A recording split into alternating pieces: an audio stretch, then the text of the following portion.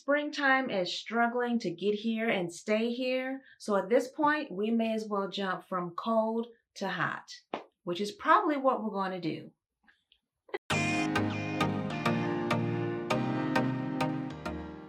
Hi everyone, and welcome to my channel. If you're new here, my name is Kyla, and if you're one of my returning subscribers, thanks so much for stopping by. I am ready for summer to just move on in because spring is just not. We're cold one day, and then we're hot another day, and then we're cold 2 more days, and then it's rain in between.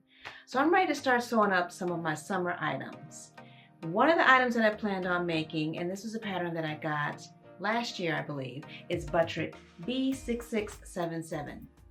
I'm going to be making the maxi dress, which is view B, and I've got this beautiful rayon cotton mix, lightweight, very flowy, kind of a earth tone, rust, turquoise, and gray on a cream background that I'm going to use, and it's an easy pattern.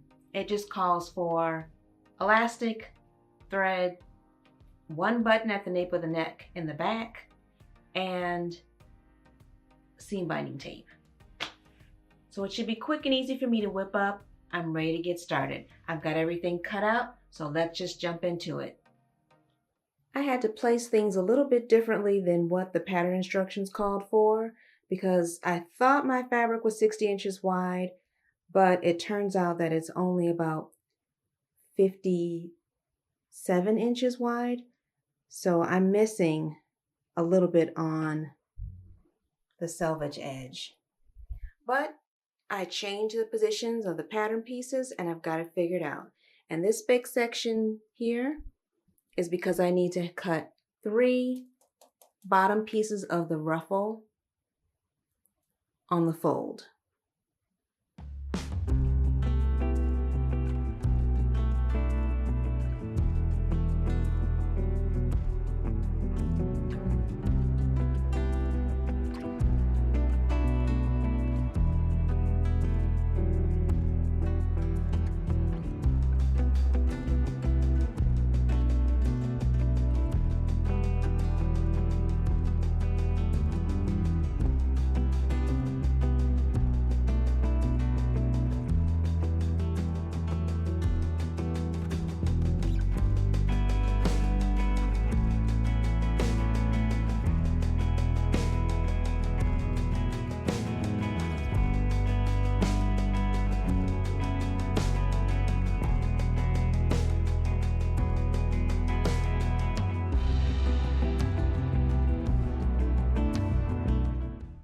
I have the seam binding tape attached to the armholes and also around the neckline.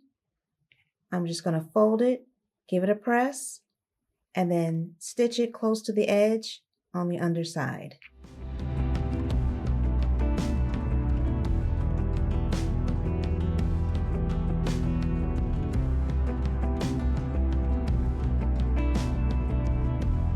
To finish off the nape of the neck and make it look really neat, I stitched about 1/4 inch down the side raw edge of where the seam binding tape starts, and it intersects with the stitch that I already have in place. So when I turn that inside out and smooth out the point, it folds in the side, and it also finishes off where the buttonhole will be as well.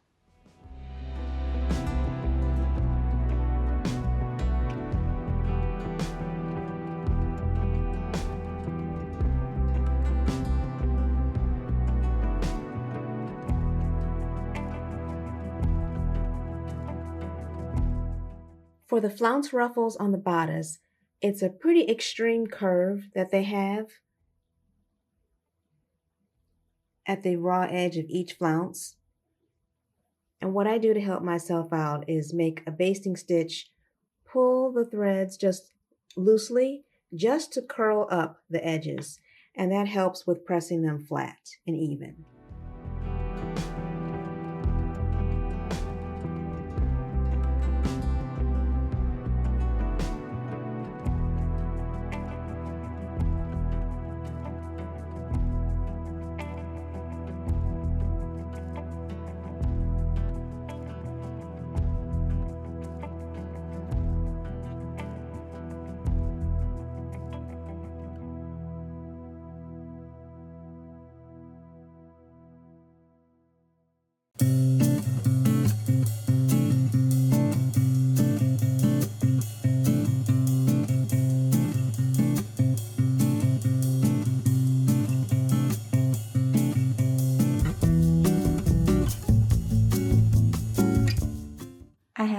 pockets stitched and understitched so that they can really stay behind that curved line and not roll to the front.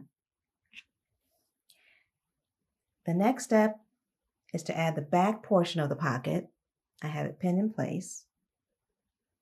And this is what you see from the front view of the skirt.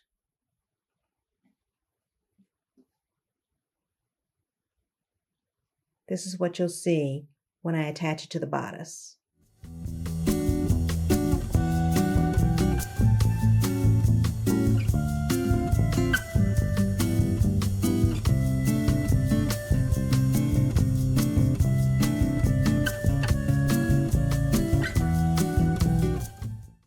Now I'm ready to connect the skirt to the bodice, stitch that together, and then I can go about feeding my elastic through the casing.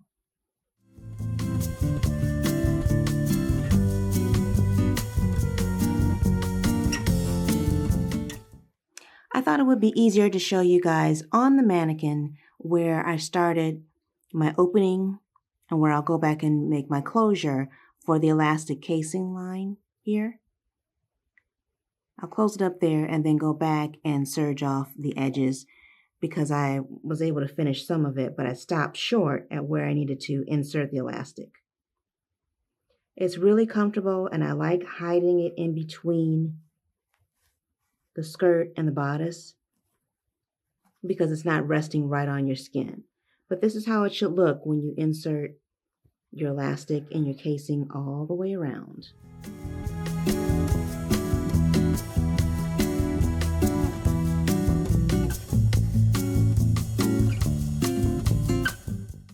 To make the button loop at the back of the neck, I've started braiding here around a tiny piece of thread or length of thread I should say, that's just enough to slide through the side of the button. So it doesn't have to be the complete circumference of your button. And then as far as making what kind of looks like a soutache braid around the thread, you take your needle, go through, and then loop back around. And when you pull it and start making your way around the length of thread, you get a nice little finish like so. And I did it in white so you guys can kind of see how it looks a little bit clearer. But when it's finished, it's just braided all the way around and just finished off really nice and neat.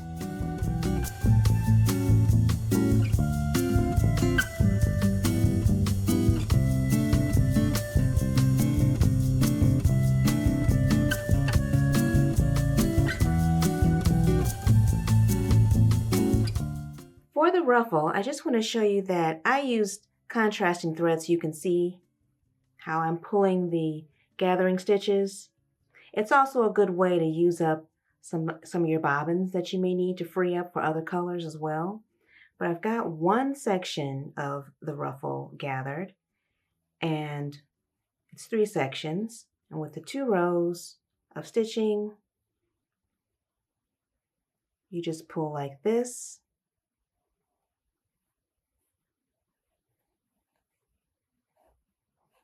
And start making your ruffle all the way around.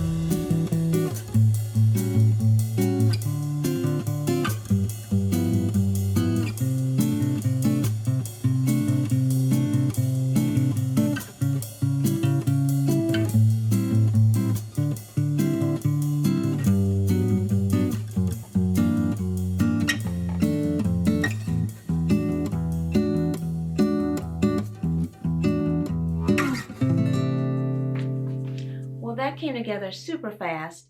I love that ruffle detail on both sides of the bodice, front and back, and that it has pockets.